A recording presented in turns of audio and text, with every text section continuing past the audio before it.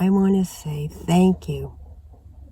I am so moved and touched by your response to my last video and to my videos.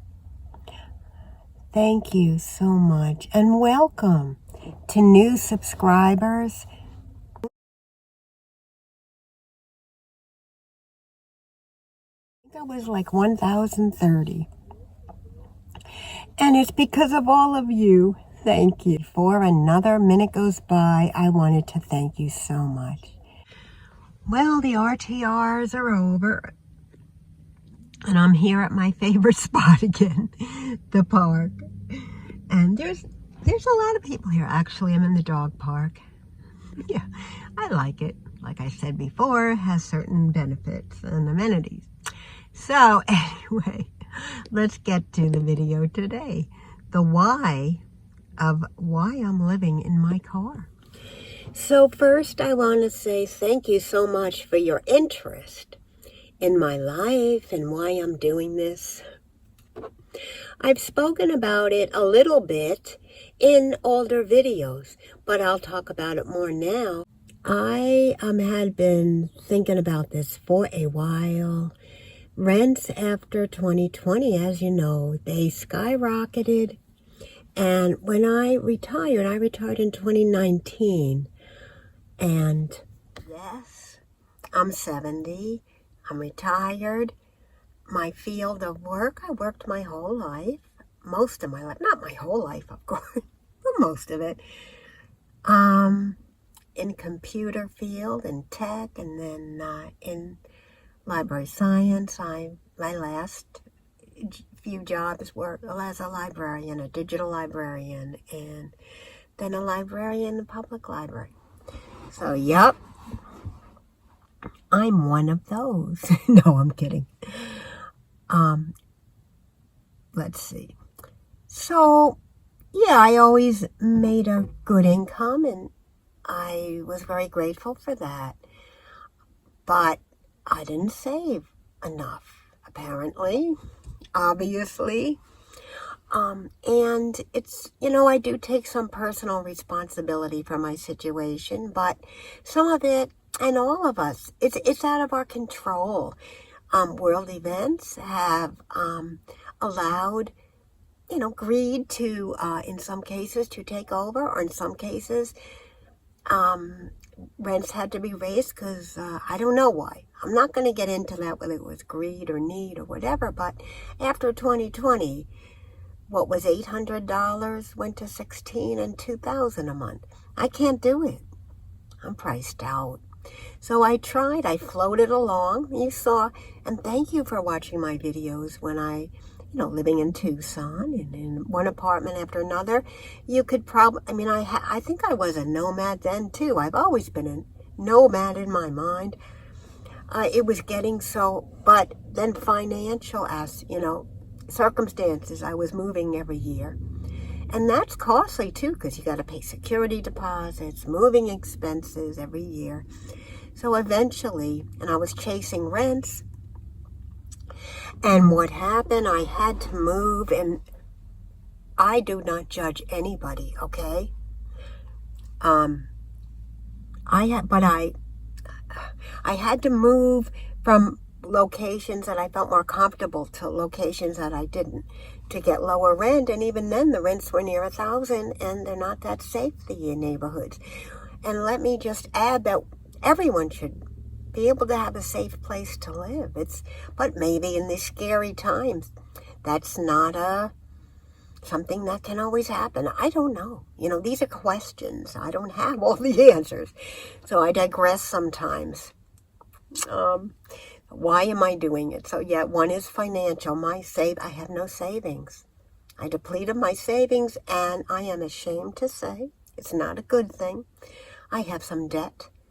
I used credit to do some things that I'm happy I did them, but maybe I thought I could pay them, but they're not paid yet, and they have to be paid.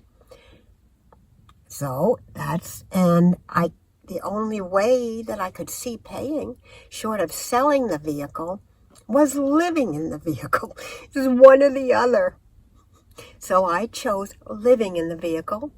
I thought at 70, I was pretty much a loner in my apartments, and I didn't have friends. I had all of you here, which really helped me. But I thought, why not get out in the world? More people like me are doing van life and car life. So, and there is lots of support when there wasn't in former years. So I decided the time is now. I just turned 70. It's a shocking number to me, but I'm happy I'm here. And I know there are others in my age group doing it, and gender group. Everybody's welcome here, gender, age. And I know, let me say, that younger people are struggling in these times as well. The dreams that we had, that I had when, that the American so-called dream is not anymore. But I am one who have to deal. I'm a survivor. I feel like I am one. I deal with what, is going on now. And, like I said in my last video, there are parts of this life that are wonderful that I didn't have living in an apartment. So yes, there are comforts that I don't have now. But even though I was very low in that previous video, and thank you for your support, I still feel the benefits, or what I perceive as the benefits for me, and not for everyone, outweigh the inconveniences at this time. And so I think I've covered it. One aspect is financial, yes. And I hesitate to talk more about it and give you the number. Maybe I will in future, but maybe I'll just say when, I'm debt-free again. I don't like being in this position. So I will tell you that, but as I did share, my vehicle is paid off. So that's step one. That was step one. Yay. And now just proceeding step by step. I have to live frugally to be able to do it, but I'm going to do it. This is going to allow me to do it. There's no rent and there's no car payment. I have no excuse. The only thing would be the motels, but I'm keeping them. I'm going to budget, maybe once a month doing a night. Or if I get a good deal, 2 nights, but that's it. So I'm digressing. Financial. I know I had some comments saying, an older person like me shouldn't be living in my car. Well, I don't necessarily think that's so true. I'm okay, And I want to tell you something I did. I did drive through, and believe me, there's no judgment. I know that this full-time car life is not for everyone. I'm an adventurer, so that part appeals to me. That's the other aspect. But I drove through the Quartzsite Senior Apartments here. It's interesting, there's a section where there's like more expensive home, kind of condominium-like homes. And then you keep going and there are the senior apartments. And I'm happy for anyone living in there and you're happy there. That's wonderful. They're not for me at this time. I got a feeling like, no, this is not what I want to be doing now. So even if I have inconveniences and life has its hard moments in the car here, it's okay because I don't want to do that now. So thank you for your concern. I appreciate it so much. Everyone's welcome here, whether you agree with what I'm doing or not doing. I am just sharing my life, and it's a privilege to be able to do so.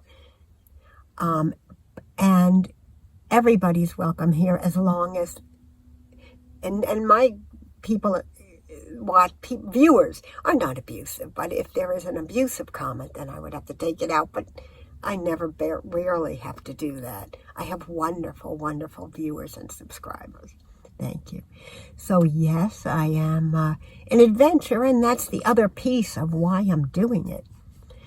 To not feel isolated, to not think about, oh my God, I'm 70.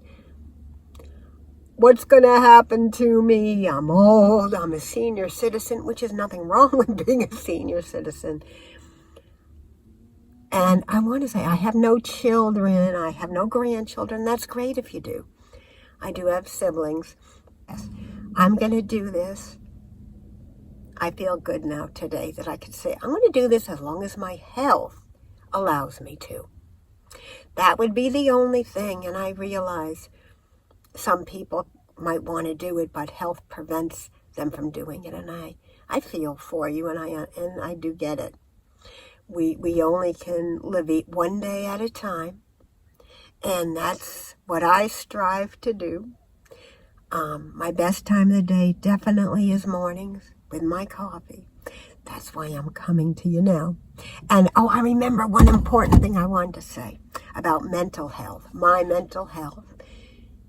Doing this, having this YouTube channel, I know it helps my mental health. After I come and talk to all of you, I feel so good, and so much better. Thank you. I hope that I can help you by sharing, and I'm not a mental health practitioner or anything like that. I'm just saying it keeps me, I don't normally get depressed, but coffee and talking to you, it's wonderful. And thank you. And I love reading your comments, as I've said. So I hope this video helps to explain a little why I'm doing this. And yeah, there's going to be ups and downs to this lifestyle, and I'm going to share them all with you. And thanks for being here to watch. Take care, everybody. It's Saturday. Have a wonderful weekend, and I'll see you in the next video.